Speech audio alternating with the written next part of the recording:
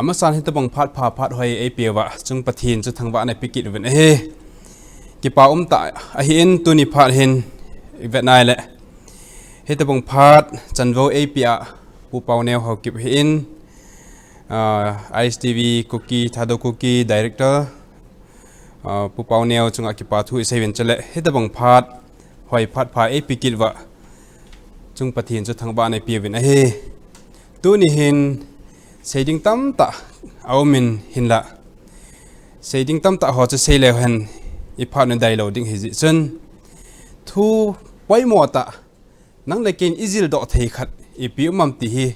ตัวนี้เห็นแนวขัดอิจิลคอมตีที่อาฮีปะทีนก็มากิลหันปมาหงกิดิ่งดอกเห็นตัวนี้ปะทีนโลปีนดิ่งปะทีนทูอินิกิเฮลดิ่งสุพิฮามิตยาเลตัวลายเห็นกิฮิลนาจัดโจมอังปอตาอินฮูบุงอัตมตาอินทุฮิลลงอัตมตาอินพาสเตอร์เอเวนเจลิสต์ตัมตาอมินไบเบิลลาจีนทิพนาสังตาตาเจลงอัมตาเนฮีไอ้ละตุนยาก็เซนอมจะพิมเตเลฮิจโฮจูอาจิงทีมตัมตากิเสียบนันเตจังเลปะเทียนไบเบิลอินอีพิตีไอฮิลวัมติปาฮีขัดนี้นิจิลคอมดิมกิติมวินวิวาร์เจ้าสีหอจงอากิปาทูอินเซย์มาสาวินเฮเมธิวบุงสมละกูบจางสมละกิจสิมาฮิเล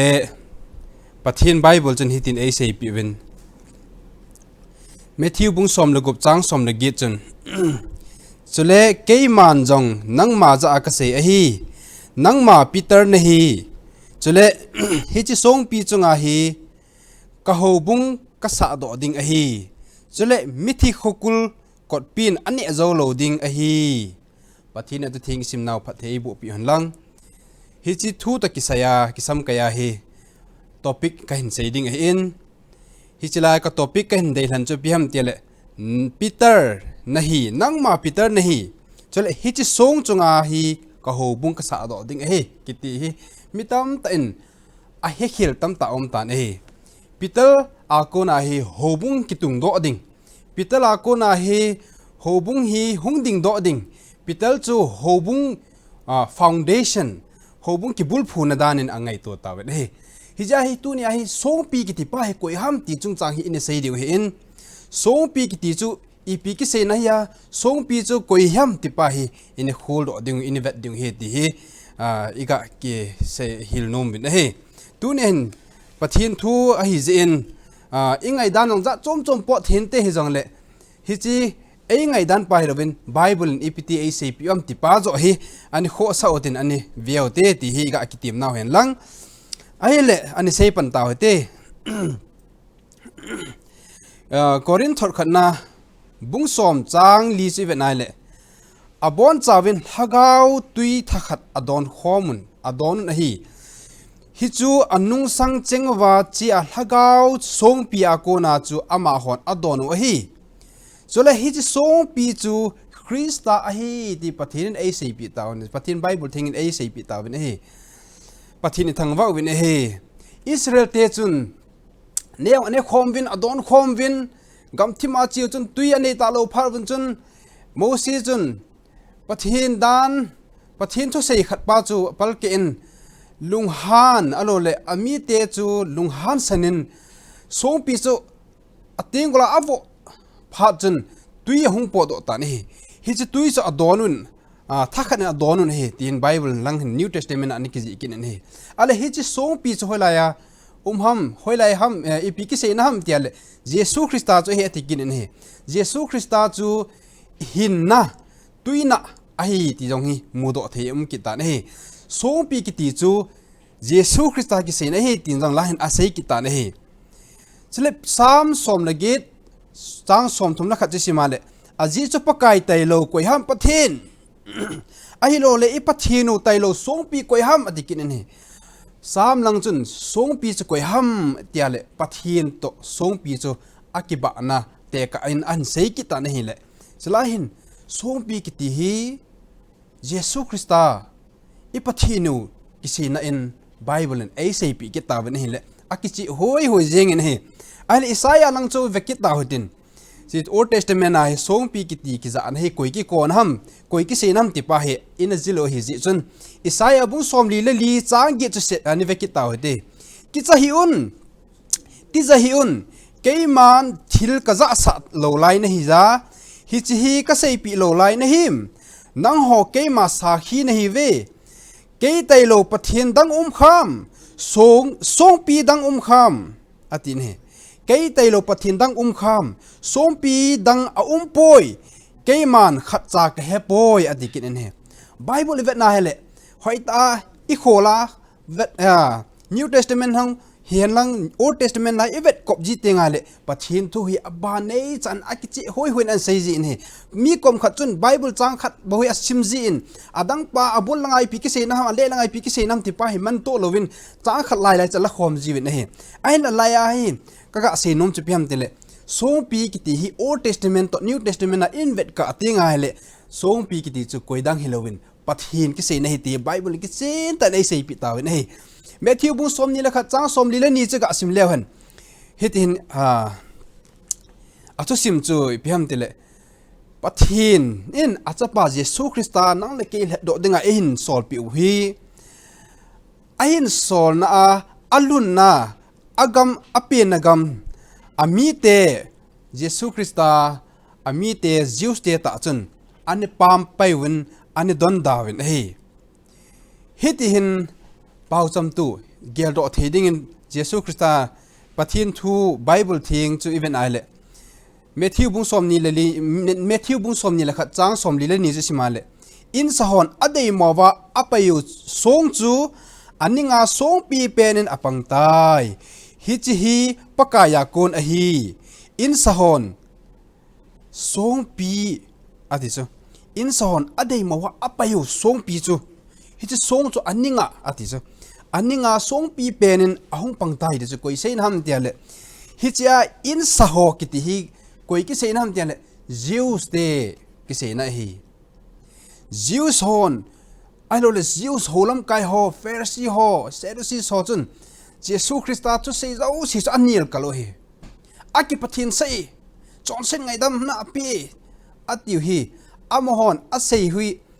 ba Jesu Christa chi pi to ngai lut na chi pi pathin thu hlang chap ta hin amo chi pi ki bang talo ki kal kinung ngat tho jinga ki chung kal to hi ta ji phan chun ama ho ding hin Jesu Christa apom thei ta povin hi hi chun in saw ki ti Zeus holam kai ho se na hin hi chi in sahon apayu song ju ko ham tele Jesu Christa adelo reject pampai deilowa nungsun ti tawte apom ta lo pha do chun apam pai pha no chun aning langa gentile ti ho ti na hin sichi song chu Jesu Christa hi in aning langa apam pai on ning langa chun song pi pen ahung pangta ahung po da an he chun ahung lin tan hong ki song de ti na hin hi chi gentile ki ti hobu alo la hobung tha Jesu Christa len tan han tung do tai ti hi gentile nang le ke adinga kinep na pathin e hin piwa hi cha Jesu Christa in hobung di ta chu e hin sim piwa dunia he ama nung izui naw khan hi sule hi cha hi head do thedingu not elo le e hai melody khat chu piam tele Bible chang ho hi vet na le song pi kiti chu alol aning langa song chu koi ham tele Jesu Christa ki sei na hi Jesu Christa ki sei na Jesu Christa a hi hobung ding ding hi ti vat sa na hi alol le Christa phulo hobung chu mi hemin adang aphu do theding ham ti hi thu do ga koi na hi Christa phulo hobung chu mi him dang in mi him khan in aphut do ki thedam Bible chaga avehoti Korinth khanna bungthum chang som la khat chun abul phu do sa tailo chu abul dang koiman aphu do aphut do theipoi chuchi abul ki phut chu Jesu Christa chu hetin Jesu Christa phulo hobung dang ki phut ki ti hi Jesu nelkal antichrist Jesu do tu ti na he ya chu Jesu Christa phu do sa hi ahi Bible na sei chu hi chu song pi Jesu Christa ki sei na hi chu song pi ahi da ta hobung ki sa do ding ki phut do ding ti na he song pi adat dan hi ga sei ta di lew hen Bible chen nel chunga in sa chu ta sanna di dat lo ti dong ate ka in nel chunga in isa tinga le go hong chun Bible chun go hong zu in hi chun nel chu a hlo mang ji tan hi le in ho jong bon in a hlo mang jin ai la song pi chunga in sa chu adat ni kitin he hi chi song pi chu Jesu Christa hi ya song pi tu nia songa hoita in ki kala in ki sa songa hoita in hoita ki sa chu kum so ta adai zo in he hi chu hin Jesu Christa hi song to ate ka in Jesu Christa hi hin na tuina tong ate ka akite ka in jong le Jesu Christa hi song pi tong kite kan jong le hin na chang hla tong kite kan hi hiya hi Jesu Christa phulo hobung Jesu Christa a ki bul phulo ki phut do lo hobung chu hobung di lo hi ti hi tunia iga se do nom he ale ngai dan za chom ho ga vi khom le han ko nomin he hobung bang khat ho se dan hin hitin se jiwin he hobung abang khat ho se dan chun song pi kiti hi Peter ki se na mong he tin pang cha khena om kit win he ajisu you are Peter atin sa paw chun nang Peter nahi Peter hi chi Petra ki ti Peter hi ai nai ale do chun paw khana chun amining chu ve na le Peter ki ti chu song hinante hi jong le hi cha Bible in hi chi song pi akona hi chi song akona hi hobung ki phut do ding hobung ding do ding he ki ti pa hi Peter ase na hi lovin Matthew bung som lugup chang som la thuma pan som ni lugup chen som ni la thum chan sim la chen na mo ding hin chang som la thuma pan ja bullang ji simale hi chi song pi ki sei hi nang ma za ka se nang ma Peter na hi chule hi chi song pi chungai ka hobung ka tun do ding ka sa do ding ki ti pa hi abul lang introduction lang chu simale Jesu ki ko nai bovin he hi chi song pi Jesu Christian ama la ma ki se na hin jole achai na lang chu bet kit na jong le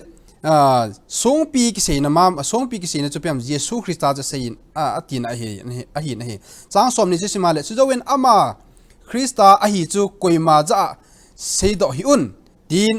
a se ju te chu a hil cha in a hi tin la he Matthew bung som lagup chang som ni la thum chi simale he tin sei kin he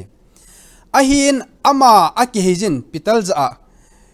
kanung lama chen Satan nangma keima dingin kipal hu na nahi nangman pathin thulam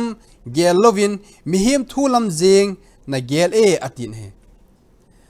kasei do nom chu piam sopi de ho Peter hi hobung kibul phu na mong a hi ding mong a hele Peter hobung kibul phu na ding mong chu piam tele dat ding ai chu Bible na zawa se chu mithi khokul kot bin jong ane zo loading song pi chu hi ngai di chu ai la Peter character Peter hi no hoi ka avelew han Peter hin hilnal na tam ta ne ne a hing zong mong poi mi him hi nan a hin lan na ho chi pi ham itiale Jesu Christian hi chi thung thu si thu a sei jing lai hin a chai na lang si vet na la chang som ni le thum jo kan sim do tan Satan kanung lama chen atin Peter cho anung lama chi ding na solin hi Satan tin ko win nangma keima ding in kipal hu na nahi ati kitan he Jesu Christa kipal hu na dinga chu ani pang phakit he aji chu pm tile van thu lam chung lam thu ge talowa leisit lam thu phat chom na ding za chom ani ngai tu kha ta ni Peter hin hi a chu hi chi hobung ki bul phu na de hobung ki phu do na dinga chu Peter hin na nei ani lo na hi ani lo na ho hi la hen mu chin ta ni cha chi vet su kin ai le Matthew bung som ni lugup chang som gup le ko apana som sigi lenga ho si simale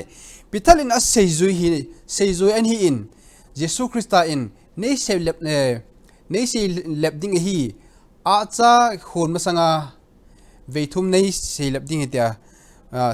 Peter chu Jesu Christian prophesy gau thu a aung ding thil ani sei pi chu Peter in ata aba in Jesu Christa chu veithum ani sei lep man ta hi jong chu pital song pi hobung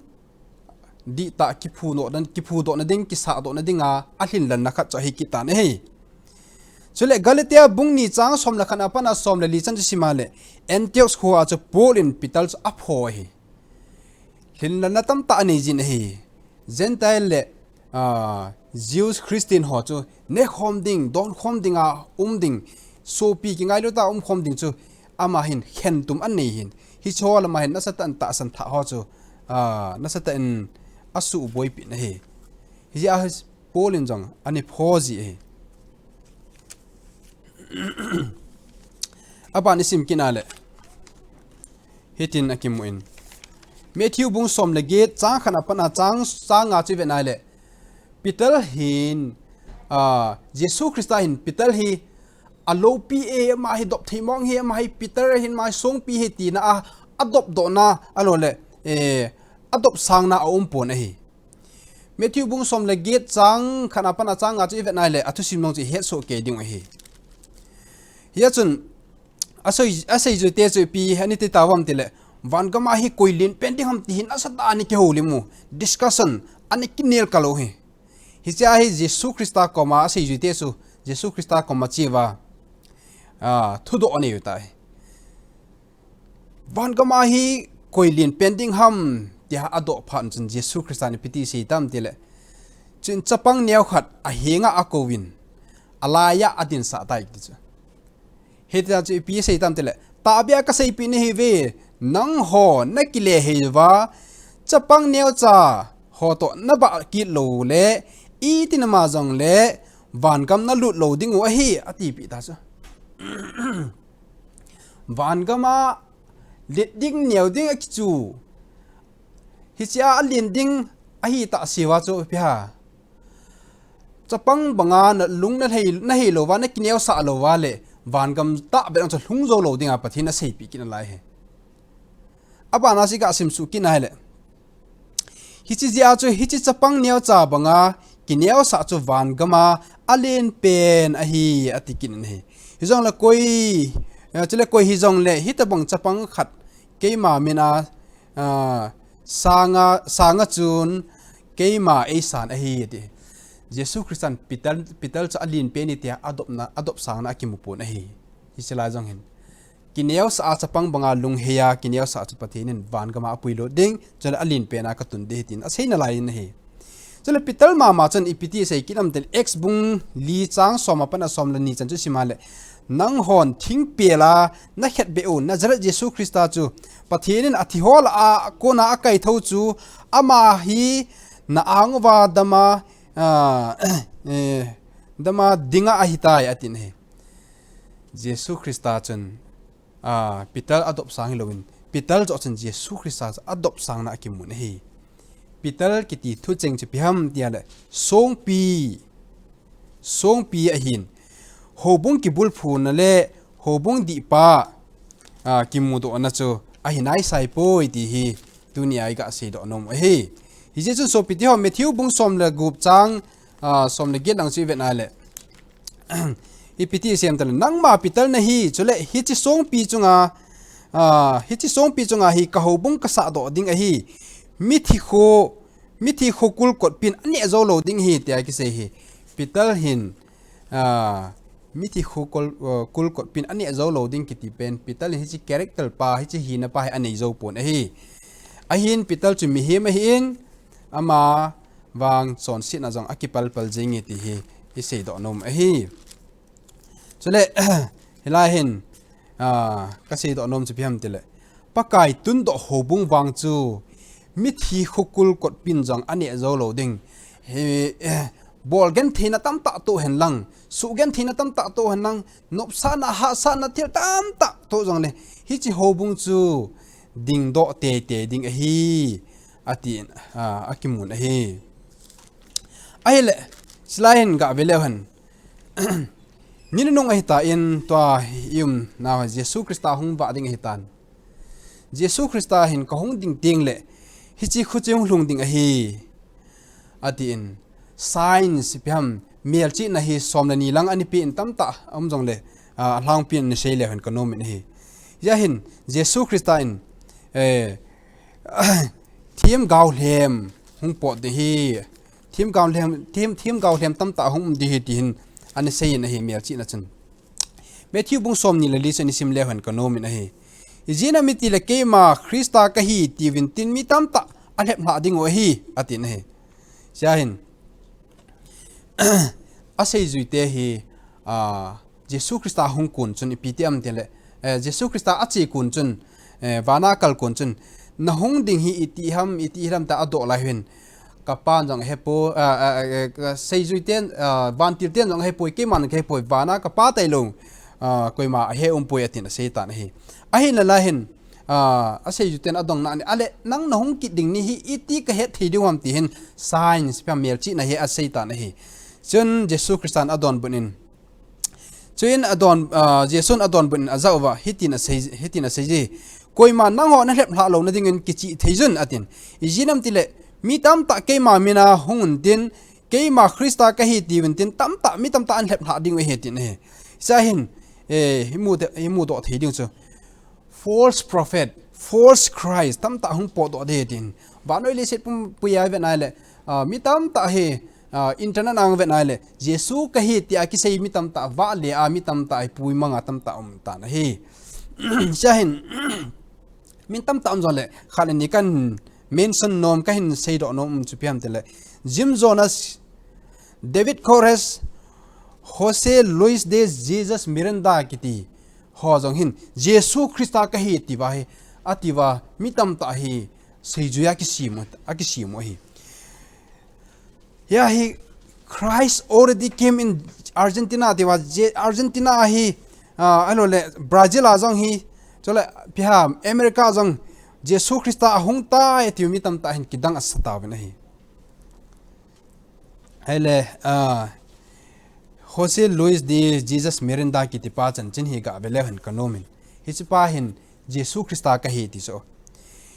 ama hi achan chini a background vet kinale drugs addict hi kinin chongle jela song kola tang hin chongle mi numei tam ta tong jong khom kinai ta chin chabai ta hin khomang hi kinin aila Jesu Christa ka he ti hi di theding nam di mong loading hi ipijina mitiale Bible in Christa hem keima Christa ka hi ti ai mi tam ta hung ki sei ding hi ti hin a phot chitna a fulfillment a goilhun na hi tai Jesu Christa to sei thiam gau thwa ni sei pa he masanga hung lung ding pa he a phot chitna a goilhun na tan hi ya hin hi chi pa hi a detail ama hi na chaga belew han hi BBC CBS CNN alole ABC chole NBC News ho ahen ma hi akilangin he chun NBC News ahen Jesu Christa ka he ti hen man akisein he chole website yong nein a website min che piam tile I am the King of Kings and the Lord of Lords ti hen nasata in ama hin ki chapo sa ta in satan he chole ama chu America ahongin hi chi CNN talk show ball piham interview ball parts Anderson kiti parts to akeulimin hichi Anderson chen hichi pa he Jesus Miranda kiti pa Jose Luis de Jesus Miranda kiti pa he adong ta in ipiti dam tile nang Jesu Christa momong ni yam na hi na matile hi nge ka hi tin hangsan ten a satan hi so like many people follow me ta hin ama hi azui dom jengwin a country som thum jenin a het pha country som thum jena mi het na mi nung zui min azui eta ni chong le school jong ama ni yin private school chu zathum na som nga jen ane yin chong le TV jong zathum jen radio program ho jong ane yin hi chon line na sata na kila in chong pastor tam ta mi zathum jen hin hi chipa hi to si chipa to say hi ata chan bin azui ta bin hi even na le chun pathian to say goilhun na hi omtan pastor ho tam tan ang azui thei pija azui ham tiale Bible sim lo pathini nga talo hiding ka ging chan hi jongle Instagram ajang mi tam tan 7 to 10 million jen Instagram jang follow a bolvin chele ka do nom chu piam tele ipida mi tam tan ma hi azui thei ham tiale ama aji so piam tel Bible sim lo ji hitim kamuchin na hi cho lẽ abana ga sei lo nom be si piam te le gal thu thang na za ding hi gal ki sat ki do thu thang na za ding hi ti so tu lai ban ale Myanmar 2021 lang son hong boyin chole hiji ki sai ditam ti ale Afghanistan hong boy kin Taliban hon ahin no khum kirvin hijo ki China ditam ti la kho si che Ukraine le Russia hong boy kin tun jang achi la jingin akido galjam mi lak som le lak ngalang galjam omen get thei tam ta omen hi so pite ho Jesu Christan ase he goilung hetai achu ti ale Jesu Christ ang fading hetai ti hi he thei ven hi hichon Frederick Nies chuni piti se tam tele ama history ji theme kan hin ama hin 20th century le 21st century hi the bloodiest century ever tin thi san kistam so na pen hi tin jong phung do na hi hichon sign mel chin athum na chu pi kitam tiale kel hading hi tin gal tol ahong ma le chan alo thilwa kel hading hin jong la still chiti lo jong one sick of the war experiencing famine today jong la over 70,000 starving to death daily agricultural land decreasing fast war population becoming unsustainable water and polluted atin he tui ha sat ji le chun biham low ball ha sat ding tina hin hi chi low ball ha sat ta ji chun biham mihiam sang som sagi zen chu biham athi aum tan he di chu ti mu thei bin he chong la pestilences sa pa chun pestilences atin Jesu Christa hong ding kon le mel chi na ali na pa chu piam te le pestilences na hi si hung lang de tin tun jong coronavirus 2020 March la chan na saktan e ho gamjong ahin pata ni hi je chun hi chin na wa noi ho ma pandemic lockdown thei ki ti hi min an na jong hoi ta dam do ek sim do thelo hi chin na ki ti hi ai ti a ki ja khalo hi Jesu Christa in na hi si hi ve hung lang de ti hi agui lu na hi ki ta ne he so pi ti ho chalain avana ka si do onom ki chipiam tele earthquake ling ki hot ding atin ling jong a ki hot tan hi so pite ho song le i destructive weather pattern ki ti ho jong na sat na lung tan chal song le force prophet on ka sei ta in song le ki tha ki mat tam ta jong violence song ta in chon set pun che zia jong hi ngai lu na thadai ding hi ti jong he ki mun hi gospel vanoi le sit pumpia ki phong ding jo teng le bo Jesu Christan ka hung pan ding a he atin a he so pi de ho Daniel bung ni su ga gel do le han ko nomin he Daniel bung ni a ki sei chu biham tia le gawa Nebuchadnezzar in amu chu milim amu hin hi chi milim chu alu chu sana hi atin history dung ju ya Bible da study bola le alu sana ki ti chu koi ver sa nam tin le hi chi milim ki mu hi khununga Jesu Christa hung masanga leng li hung chang ding leng ho ki seina he tin Bible chun asei na hi chun even ale alu chu sana chu koi lengam ham tiala Nebuchadnezzar lengpa in anipu lai Babylon lengam cha seina hin ale Babylon chu kun an zor ham ti a op thang che pi seinam tiale silver dangka kitin dangka chu pi ham tiale koi lengam ko ham tan Medio Persia in hong ki gom khoma Nebuchadnezzar lengam Babylon chu an no khum ding an sa chi mi ding vet sa na hi kin ne ala chiwa chu piam a kong hang chu piam tiale bronze sum eng atikin sum eng chu koi gam ham koi lengam ham tiale Greek lengam a hi ne hiji Greek lengam lengpa chu ko ham tiale Alexander the Great kitikin ne ala thi atikin hiji thi hi a keng hi piam tele thi he kin ne hi chi thi hi koi lengam ham tele Rome lengam he kin ne so piti ho hi chi piam tele Jesu Christ chi milim chu Jesu Christa hung masang chana thil leisit history hung thil hung ding ho chavet sa na hin ale a keng phang chu leisit le thi ki hel thelo tabang ahi ki gom thelo tabang ta te kan hi chi lengam chu hi chi keng phang a keng jung som hi koi ho lengam ham tiale Europe 10 continent Europe 10 pia Europe ma gam som ho se na hin he hi chi Europe ma gam som ho chu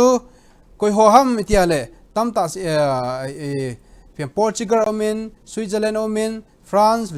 Germany omin hichi Holland Netherlands omin sagi jen omin to hi sagi omin thum hi om ta pon hi thum ho hi kisumang ai ta ne ai le hichi jo chon Bible chen piti sem tel song khat hongin hichi song chun hichi akeng keng jung som keng phang cha semin he le thi zong sum eng zong dangka zong sana zong abon a goi hil tan hi tin Bible chen a sein he slahin chang som li langa Daniel bung ni chang som li langa chen nangman song tum mulvu ma ko na mi him khun a kikal do lo hil khat namu a song tum chun thi zong a se goya sum eng zong a se goya lei se zong a se goi a se thang so a dangka le sana gya a set lo a set so hil banga chu do ding khunanga hong so ding chu pathin lo pi ta chu lengpa hinga a het sa hitai atin hi hiya chu so pi de ho lei sit hichi pathinin lei sit hi an su mong ding hichi song hunga a keng phang a sia aton sot na hichi song chu he hung le ding hung khang ding ya chu pathinin lengam khat chu ahin tun do ding chu avet sa na hi hichi song chu koi ham tia le Jesus Christa ki se na hi song pi Jesus Christa hung ding vet sa na hin tu a hi hoi la hi ta wam tele a keng phanga hi ta win hi Nebuchadnezzar lengam Babylon lengam za ki chai ta in Medio Persia lengam lopina za ki chai ta in